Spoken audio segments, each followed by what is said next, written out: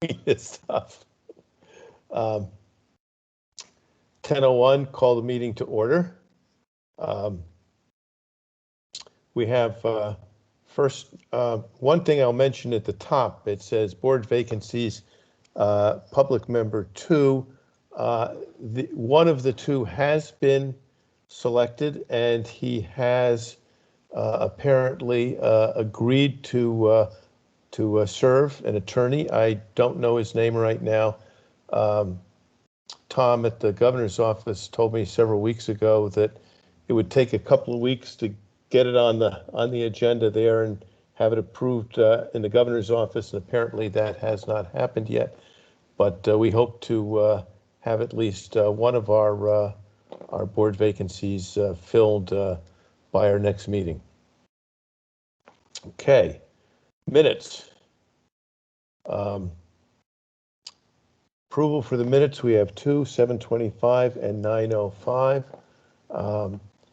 Would anybody like to have any comments, corrections?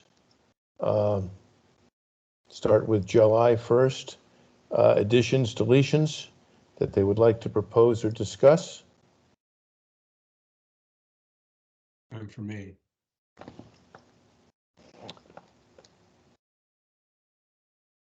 Okay. Sorry, I can't, you all just disappeared on me. There we go. Nobody? Then can I have a motion to approve for the July 25 minutes? Or, I'm sorry, July 5. The July minutes? The minutes. Second? This is Pete. I'll second. Okay, all in favor? Aye. Aye. Okay, no opposed, I believe, so that passes. And going on to the September minutes. Any comments, additions, deletions, corrections? Hi, Carla. How are you? You're on mute, but that's okay. Okay, hearing none, do I have a motion to approve the minutes? I think Tim was trying to say something, but I think Oh, he's Tim, having you're on issues mute. still. Oh,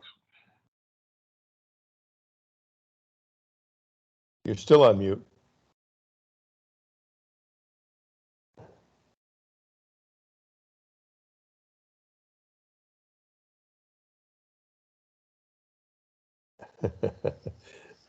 Raise your hand, Tim. Was that a yes? Or did you want to say something?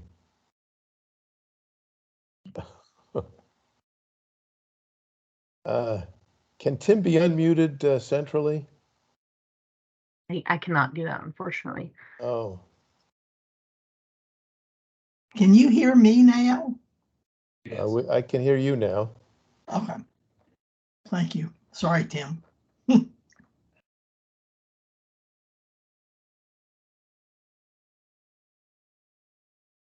It might be up at the top,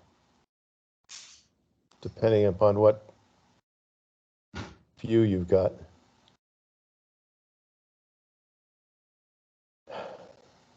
You may need to go to your sound settings on your computer and go to your input.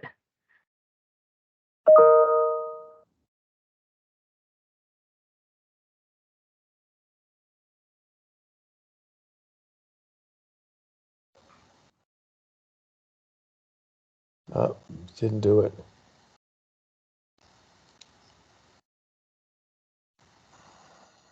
It's a plot, Tim.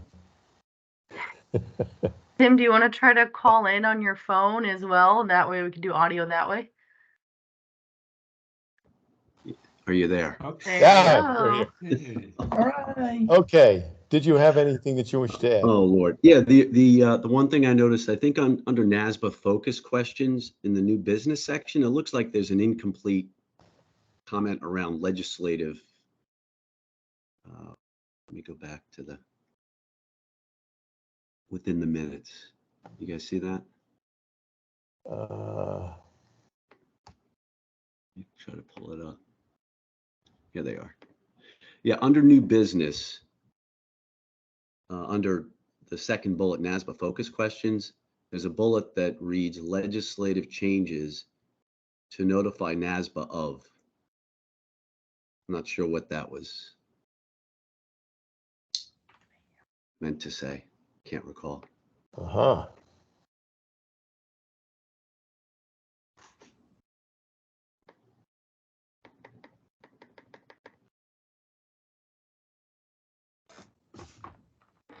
Let's see.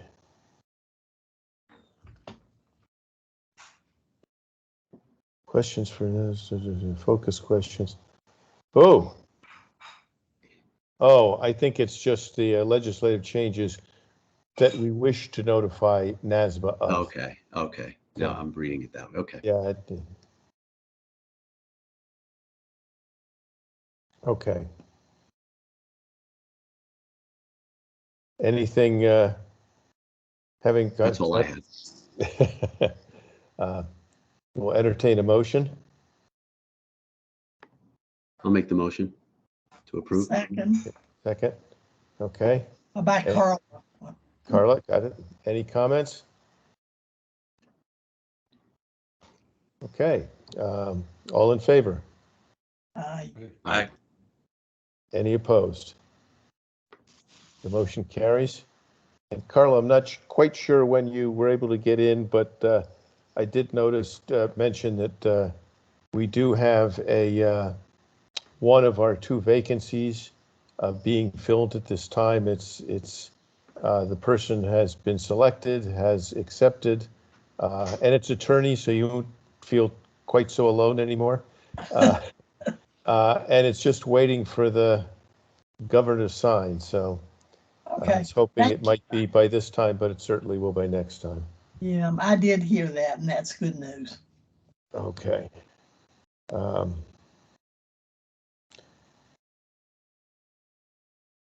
Okay. Next is comments or concerns regarding the meeting agenda. And Bonnie is, as I mentioned, in the air, and Julie, you're here. And I know there is something you would like to add onto the agenda, and maybe we can discuss it at this point. Well, there are just a couple things that I'm not exactly sure how they dovetail with what you guys were going to talk about. But one, Bonnie contacted me when she was at the NASBA meeting because there's some proposed changes to the UAA, and she asked me what I thought about them. And I don't see how they work for Connecticut right now, because to my knowledge, and Kat, please tell me if I've got this wrong, but to my knowledge, Connecticut is not matching up using the FSBA system, which would provide a listing of firms that have undergone peer review with firms that state they're in compliance with regulations. And so that is the best way to know whether or not firms are complying. I hear anecdotally once or twice a year, firms say, well, I don't know why I'm doing this because other firms tell me they don't bother. The other firms don't bother what? With peer review. What? I'm gonna have to mute. This has been going on for years, yeah. And we've kind of said it once or twice every once in a while, but yeah, so the FSBA, and I can show you if you want me to share. I had sent Bonnie a document. If I can just grab it quick. Do you want me to share this, or do you want? Yes, to go please. Forward. All right. So I believe this is on the agenda. I think on the new business. I don't know if you wanted to discuss it then. and if you Well- want to wait, that's fine too. Well, Like I said, the changes are on the agenda to the UAA, but not this particular issue. I mean, if we've got a hole here and people are rolling by without doing their peer review, I think that's something that I might want to jump into right away. okay. So let me see if I can get the sharing working properly. Let's see, go back here, hit share. And it is the email. Trying to screen, choose what I want to share. Window. Here we go. Share. All right. So can you see my screen now where it says forward as NASBA UAA peer review? Yes. Yes. So these Okay. 6 reports, pass with deficiency or fail report grade, firms by report grade, dropped and terminated, which would be the firms that were dropped by the AICPA, accepted reviews, firms expanding access, which I'm not exactly sure what that means, and enrolled firms. So each of these represents a report that can be downloaded into Excel, and then, or you can then manipulate it as you wish, and then you could check that against whatever you have at the state level saying that firms are complying with peer review. So I just put that out there because I had heard anecdotally from someone just in the last week where someone said that they're going to CPE and they're being told that firms aren't doing this. And we are in the process of having our oversight by the AICPA, and they told us that we're 5% above on pass rates. And I'm scratching my head because our guys are not pushovers by any stretch of the imagination.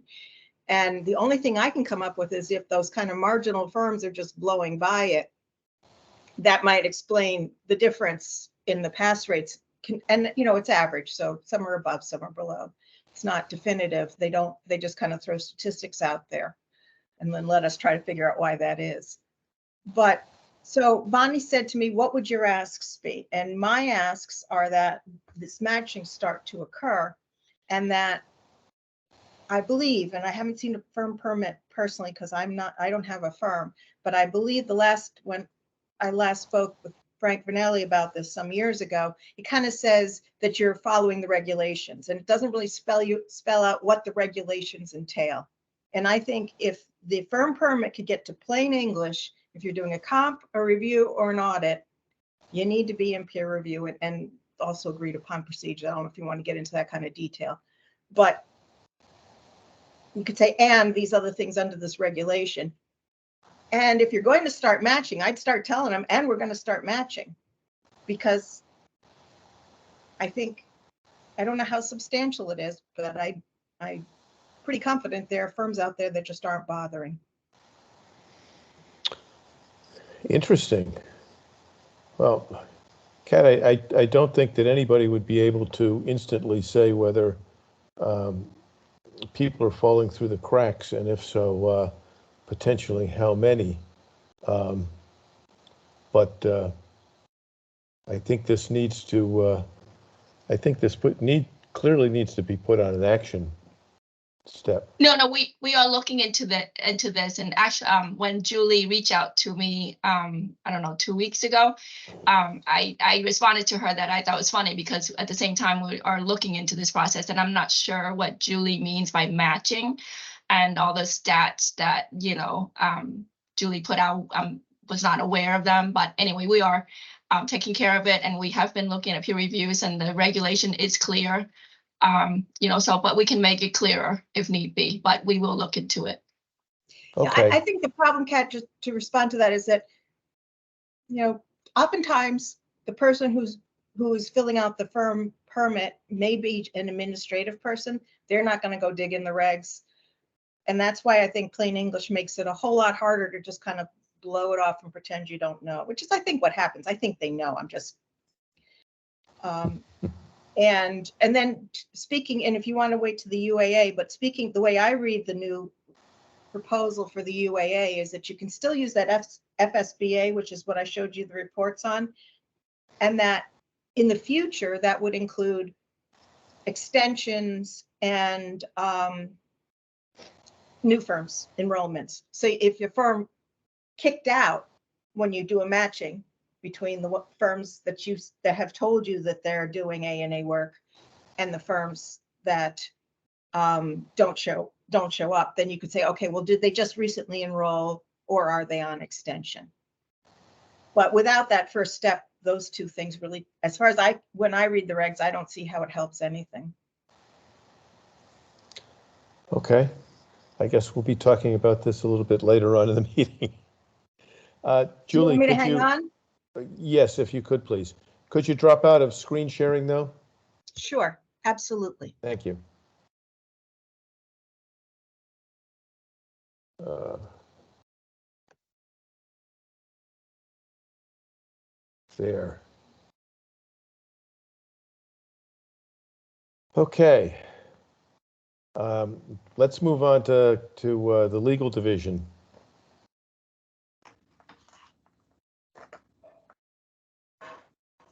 So this would be the settlement agreement, right? Is that where we are? Correct. So I've forwarded you the remaining 7 of the 49 settlement agreements. Well, 49 audit professionals. Not all of them settled because not all of them needed to. But anyway, so these are the remaining individuals, the same exact settlement agreements format that you have approved back in March. The only differences would be the names and their positions and their conduct. So of this group of 7, the penalty, the agreement amount ranged from 300 to 500. And of this group of 7, I believe 5 were managers who received exam answers but didn't report them. And 1 was an associate who sent exam answers. And then the last person was someone who provided false statements during our investigations. So that's basically this group, and it's the same as the other group. So unless you have other questions, we went through them the last time. So I would ask for the board approval of these settlement agreements. Okay. Would anybody on the board wish to comment on the agreements?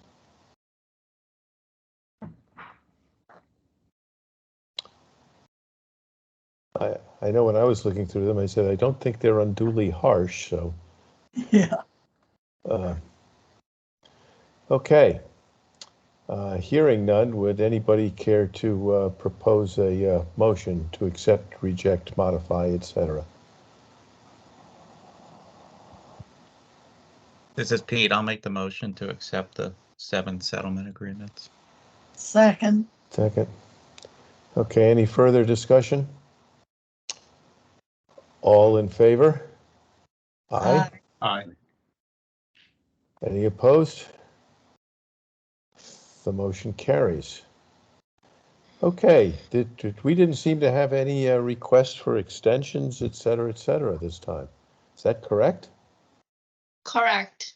Well, with the new law, a lot of extensions are taken care of because, You're right, it went to 30 You're right. months. Agreed.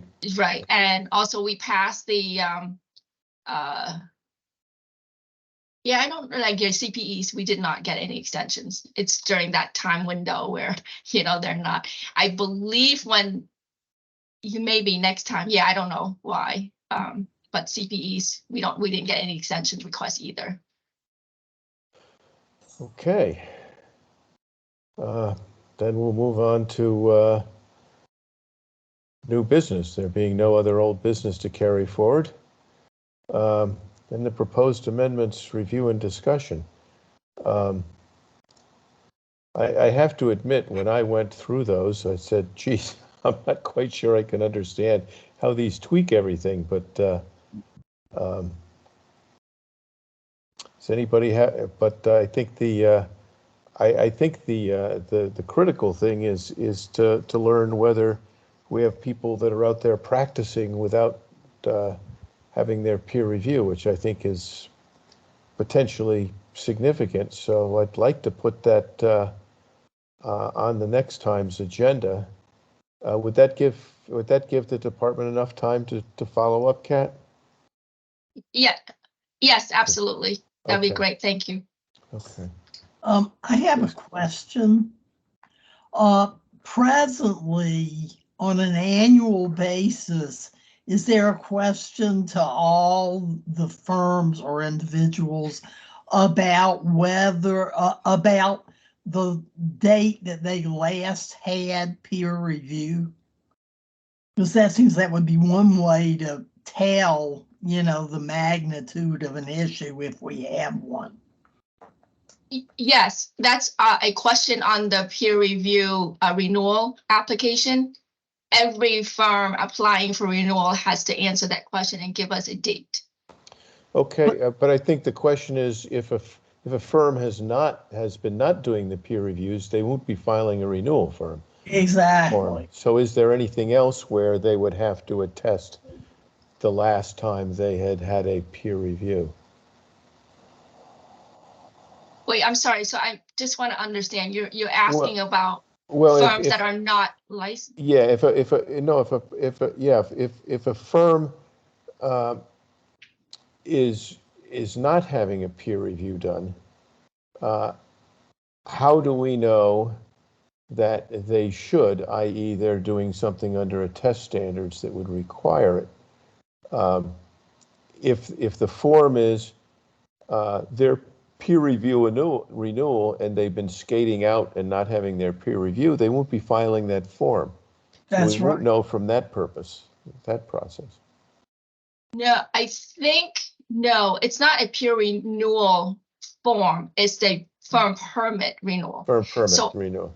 Right. So when you renew your firm permit, which every firm has to do in December, every firm, Yeah. within that firm permit renewal, they have to say whether or not they conducted and when they conducted the peer Okay. review, had it done.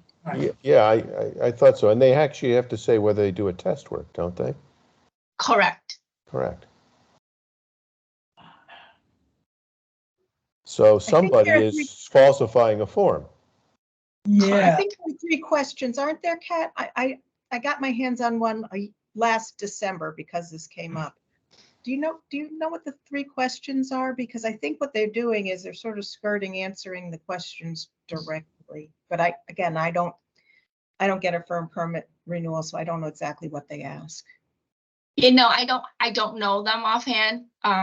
So, cause we just went, we just updated our forms. Every year we update it to make it more clear, you know, so, I did work on it recently, but I don't remember what the exact 3 questions were. But we tried to capture as much as possible.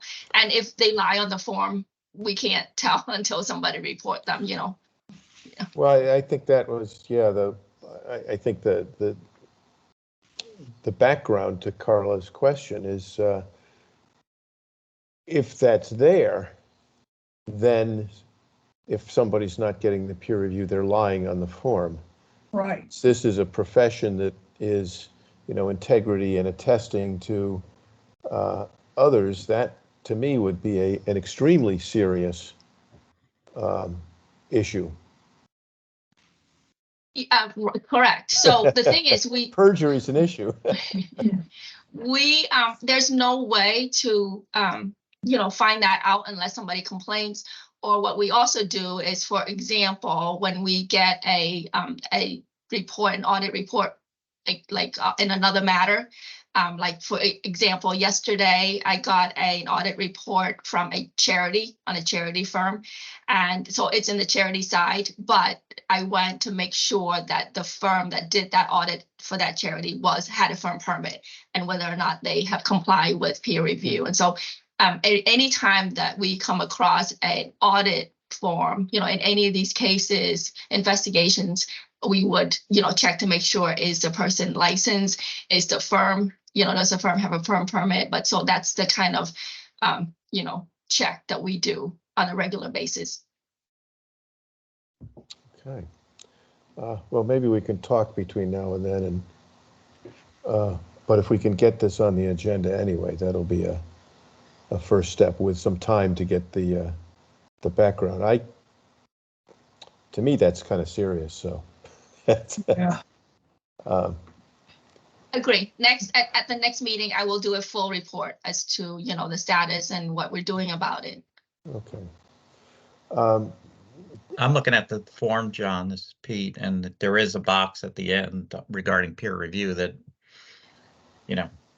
you're basically affirmatively saying that you're not subject to peer review and will not perform audits, reviews, and so forth. Okay, so it's pretty black and white. Yeah.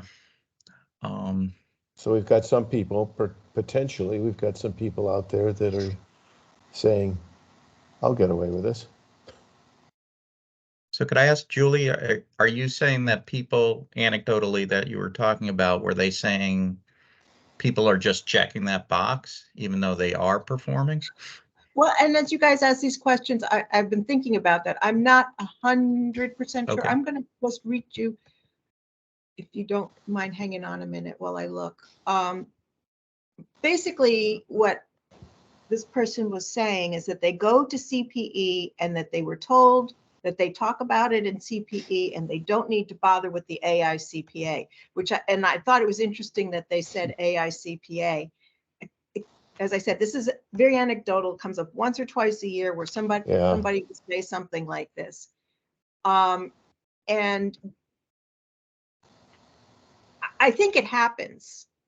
We do have a committee meeting coming up on the 15th, and maybe if we talk about it at that level, we can see if we've got any ideas what is occurring. And also, I wonder what other state boards are doing. As far as the matching, I was thinking you guys must have a list somewhere that could be downloaded into some kind of a database, whether it's Excel or something else, where you could say, these are the firms that say they've had their peer review. And then you go into the FSBA and it'll show you which firms have had a peer review. Right. We do. You do that. Yeah.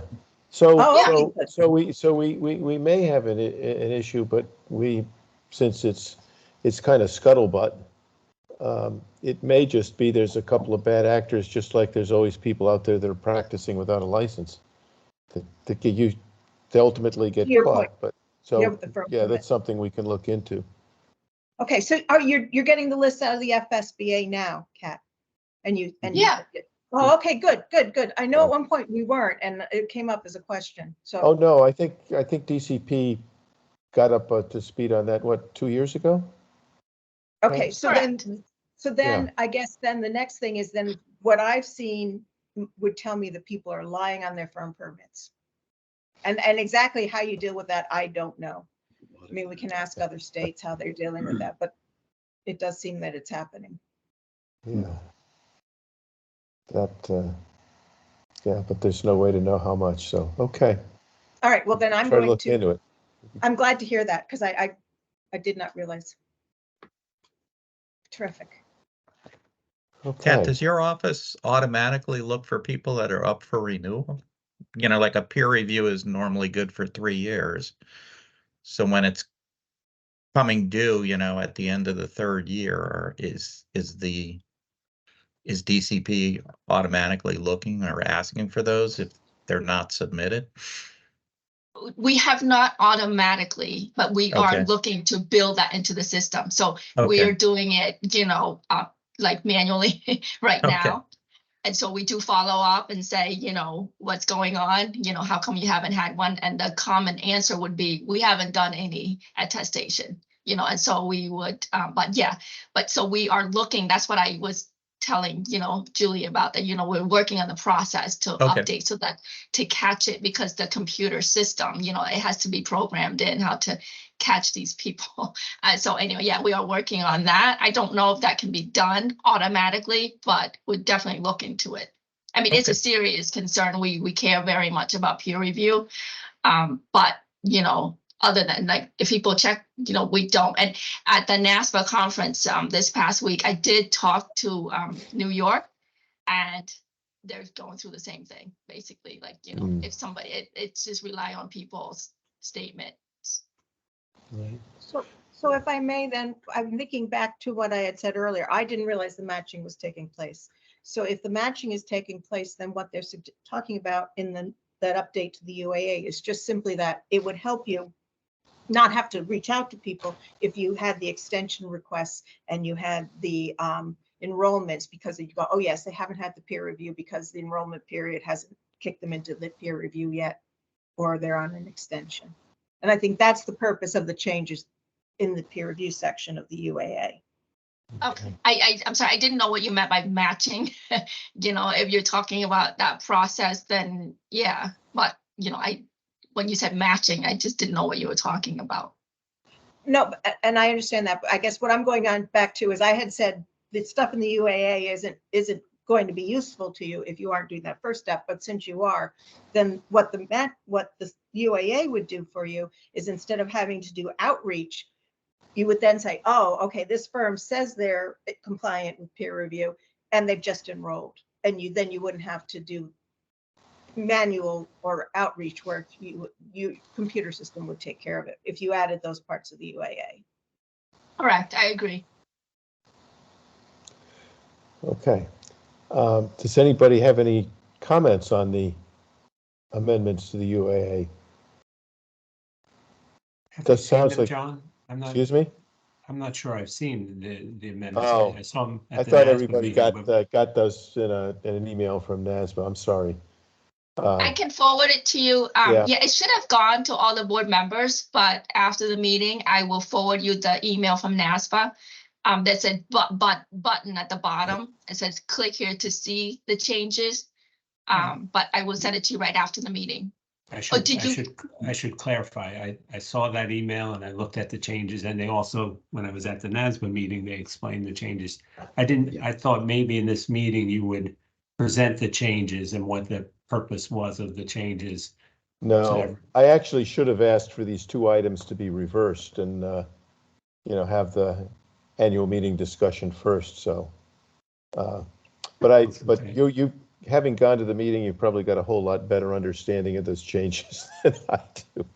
I wish I could say that, John, but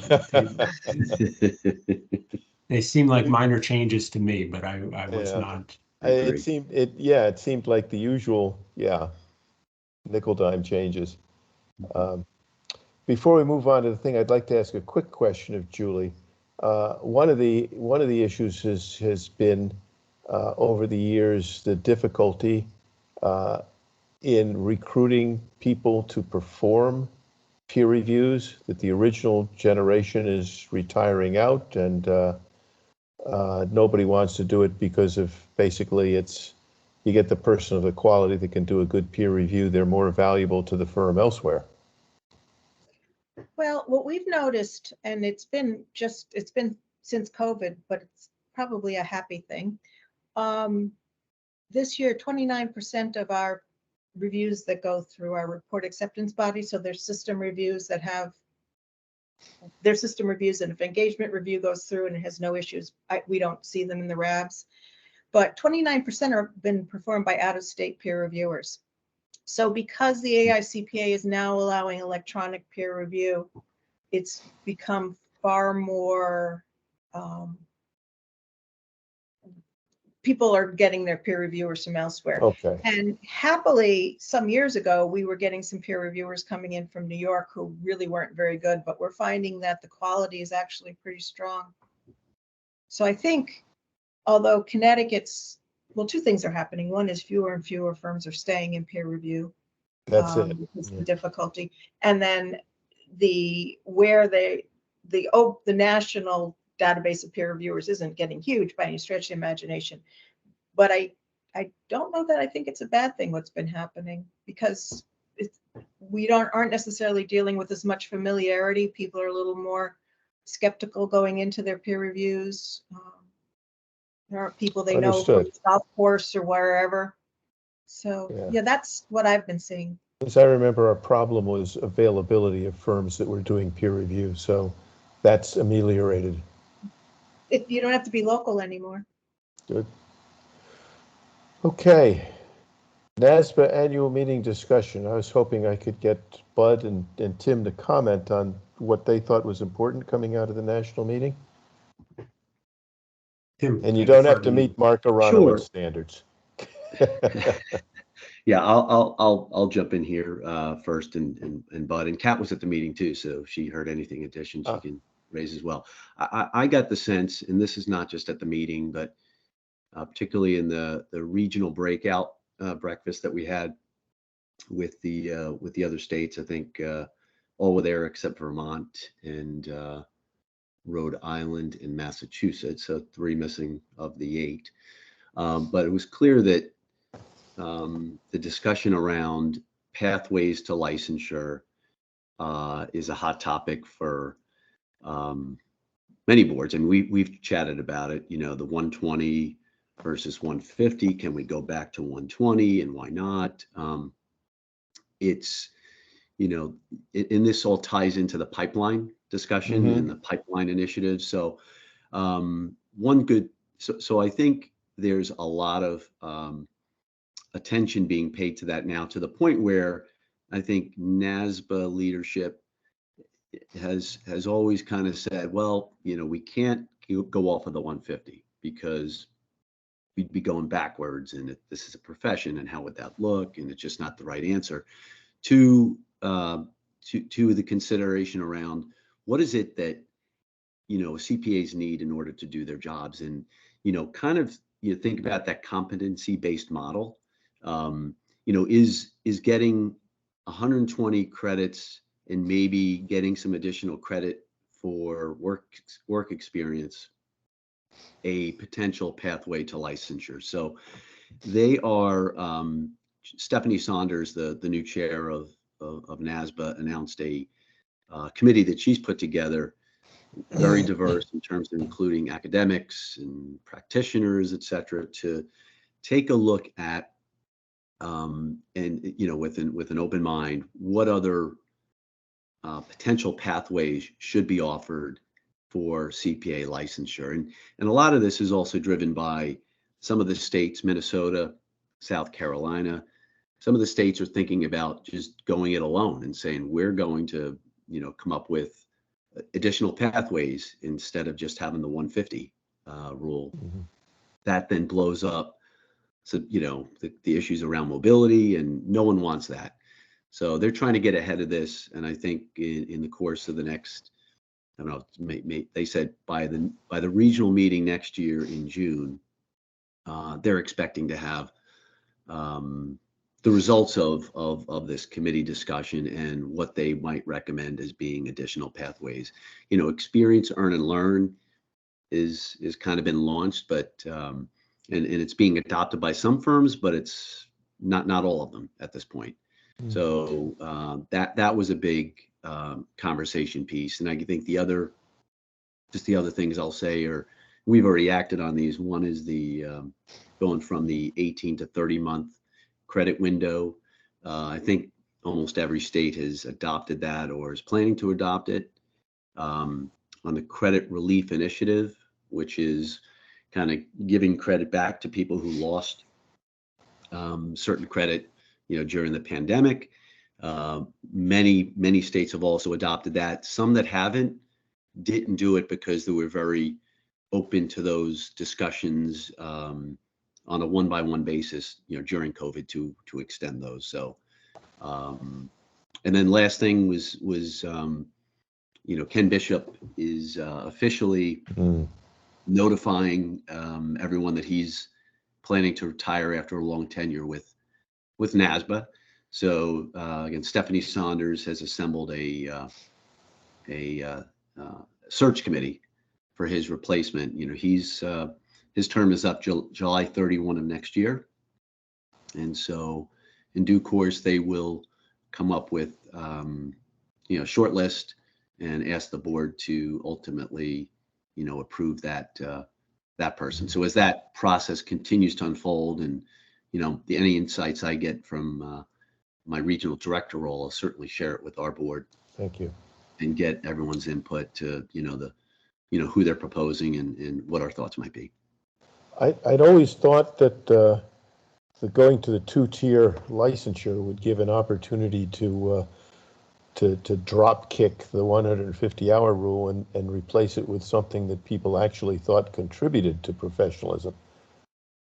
Is there any thought in that direction? Because yes, it is a profession, that's important, but keeping it just because, oh, we don't want to back off is when nobody seems to think it's of any value as it's written.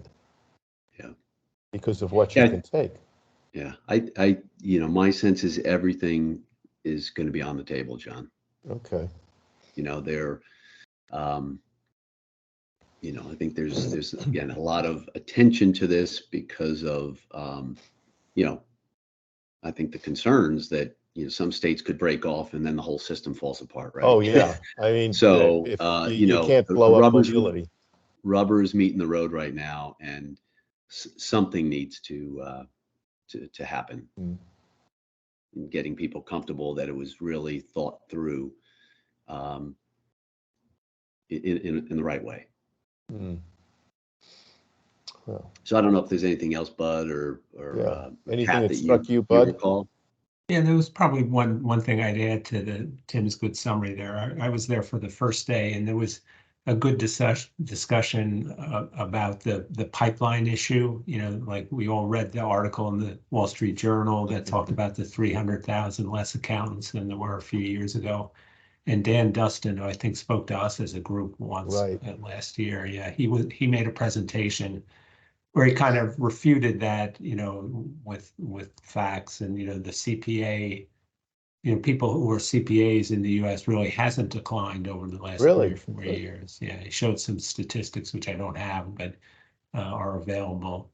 But, you know, so he was challenging that. And then he did get to some of the things that Tim said. You know, his view at least is that there's no one thing that's driving the reduction in accountants in the US. You know, the 150 hours is a one factor, but, you know, salaries, you know, is potentially another factor, work-life balance, maybe others. So it's kind of like there's a multitude of things that need to be pushed on really to address. Yeah. You know, maybe there's not 300,000 less accountants, but there are less accountants, and we do have challenges as a profession, you know, and so there are ways to address it. I don't know, Tim, your reaction to that discussion. I thought it was pretty good. Yeah, no, I did as well. It you know, you can't, it's like anything else, you can't read everything you read or believe everything you read in the press as being factual, right? Right. But yeah, there's the whole pipeline issue is much broader than the 150. The 150 legitimately just needs that attention because it's been maybe how many years since that was passed, but there's a whole host of areas and ways that the profession is trying to, you know, improve pipeline, you know, even through social media campaigns around the image of accounts. We're not boring. It's exciting, you know. So truth be told, we'll see if those things can help turn the ship, so to speak. They do run a good meeting. It was a good meeting. Kat, would you like to add anything? I liked it a lot. It was good to see Tim and Bud there. One thing I did learn at the executive directors meetings with all the states was it was very loud and clear that a lot of states were very unhappy with the pace at which NASPA was pushing these things out. A lot of states said that, you know, regulators just can't move at that pace. You know, so a lot of them were complaining that NASPA, for example, would send the states, you know, an email that says this will be issued 30 minutes from now or something like that. And so the states would be like, you know, you need us to give us more lead time than that for us to look at, because it would cause a lot of confusion. And I have seen we've been getting a lot of emails that causes a lot of confusion. So a lot of states were very unhappy and, you know, wish for more time next time, you know, for them to go at a slower pace, to give us more time to consider issues and, you know, work it out. Okay. Let's see. Bonnie must be on Wi-Fi on her plane, because you see, we got a meeting chat here. Everybody might want to take a look at that. It's informative. Okay. No, I can't get rid of it. Good. Moving on. Do we have any comments or concerns of any person present today?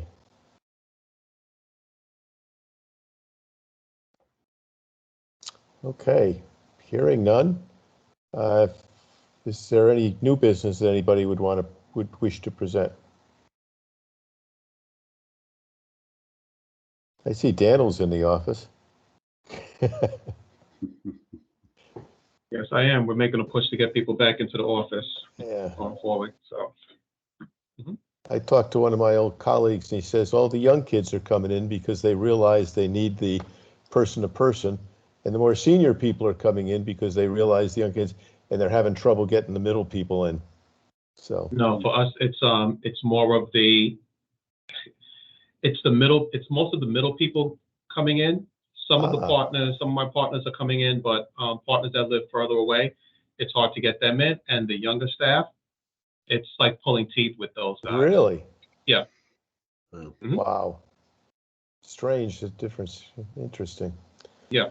Well, I guess we'll work that out. Okay. No further comments or concerns? Would anybody like to move to adjourn? I'll make that motion to adjourn. Dan? Whoever was first, I don't know. Okay, we'll give you credit for being first, Dan. All right. Who's second? I'll do second if you'd like. Okay, all in favor? Aye. Aye. We'll see you next time. Oh, I will mention, I can't attend, but I don't know whether you all got the announcement on the NASBA, presentation at 3 o'clock your time on legislative, what's going on legislatively. Could be interesting, but if you haven't registered, it's too late, I think. So, okay, we're adjourned. All right. Have Take a care, good, everyone. Take care all. All right. Bye all.